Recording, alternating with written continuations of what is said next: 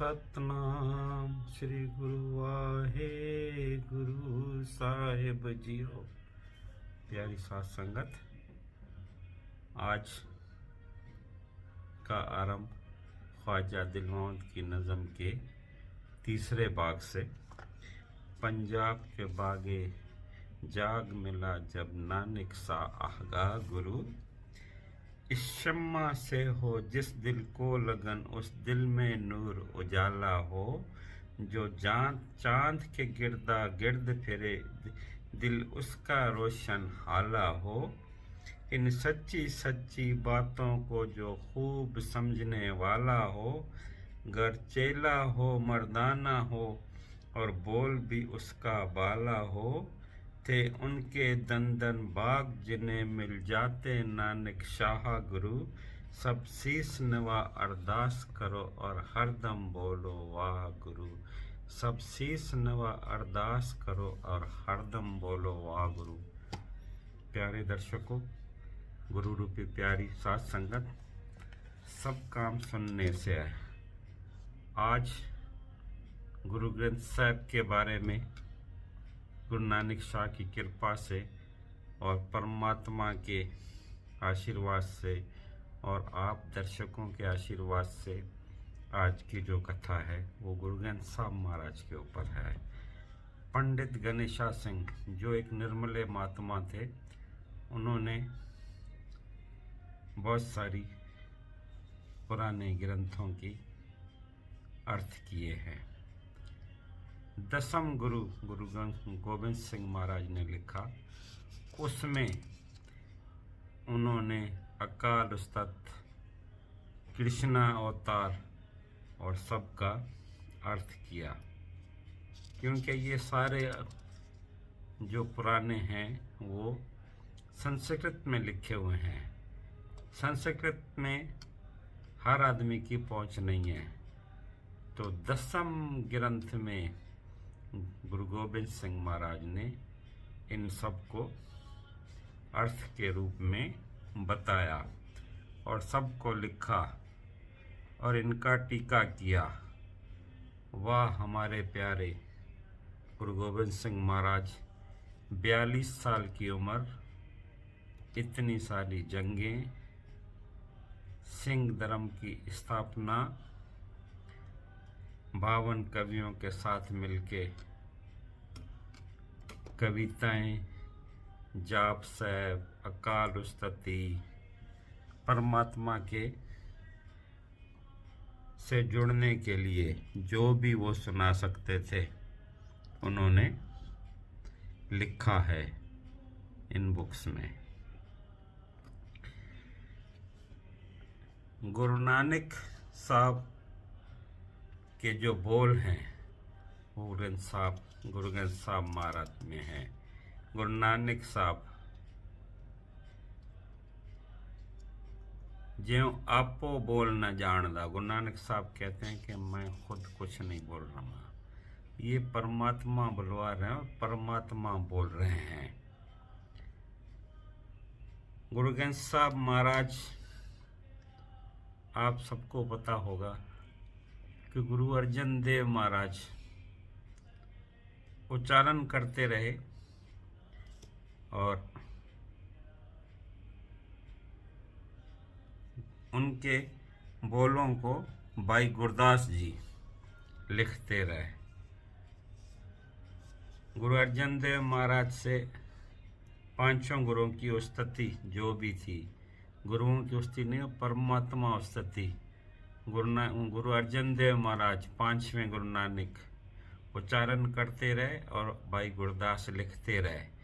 लेकिन आपकी जानकारी के लिए बता दूं, जो दास को पता चला है कि गुरु ग्रंथ साहब की बीड़ जो गुरु अर्जन देव महाराज ने लिखवाई थी, उसमें वो पेज खाली हैं जहाँ जहाँ नामे मेले के श्लोक हैं। गुरु तेग बहादुर महाराज की वाणी आती है। उनको ये पहले से ही शायद पता था कि 9वें गुरु के बोल आएंगे और 10वें गुरु गुरु गोविंद सिंह महाराज आके इसमें लिखेंगे। और आज भी वो बीड़ करतारपुर में रखी हुई है। अगर किसी के दर्शन हुए हों तो जाके देख सकते हैं कि वहाँ उनमें वो पेज खाली हैं। और ये बीड़ भाई दीरमल गद्दी लगा के बैठता था, उसने अपनी विरासत बना के रखी थी। तो गुरु गोविंद सिंह महाराज ने आके उनसे कहा कि ये बीड़ मुझे दे दो ताकि मैं इसकी और लिपियां बना के, कापियां बना के बंगाल, अफगानिस्तान और जहाँ जहाँ सिख संगत है वहाँ भेजूं। लेकिन भाई दीरमल ने उनको वो बीड़ नहीं दी। उन्होंने क्या कहा गुरु गोविंद सिंह महाराज से कि आप जो है अगर 10वें गुरु नानक को तो खुद दोबारा लिखो या लिखवाओ, या तो मुझसे सूरवीर हो तो मुझसे जंग करके ले लो। लेकिन गुरु गोविंद सिंह महाराज को ये अच्छा नहीं लगा, मुनासिब नहीं समझा कि उनको कहे कि आप से ज़बरदस्ती ले लूं। तो उन्होंने भाई मनी सिंह को बोल के बहुत बड़ा एक थब्बा पेपर्स का उनको ला के दिया कि मैं उच्चारण करता जाऊंगा और आप लिखते जाओ। मनी सिंह लिखते गए। जो बीड़ अभी आपके यहाँ विराजमान है वही है दमदमे साहब वाली बीड़, जिसको बोलते हैं गुरु गोविंद साहब महाराज। ये जो है गुरु गोविंद सिंह महाराज की उच्चारण की हुई और भाई मनी सिंह की लिखी हुई दमदमे साहब वाली बीड़ है। उन्होंने दोबारा पूरी उच्चारण की। जैसे गुरु गोविंद साहब महाराज में सिर्फ रब की वाणी है, वैसे ही गुरु गोविंद सिंह महाराज ने भी मनी सिंह से यही लिखवाया।